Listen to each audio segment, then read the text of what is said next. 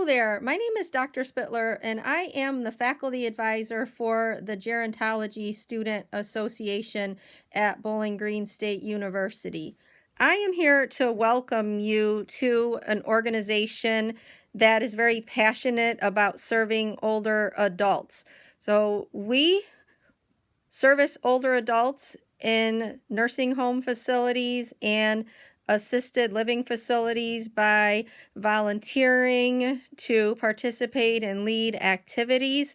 However, we have not been able to volunteer in nursing homes or assisted living facilities since the pandemic began in March, since obviously volunteering was restricted in facilities. However, we are planning to have WebEx meetings throughout the fall semester, times to be determined. So look for more information about the Gerontology Student Association to come. And I want to give a big shout out to my officers for being so committed to this organization. Thank you.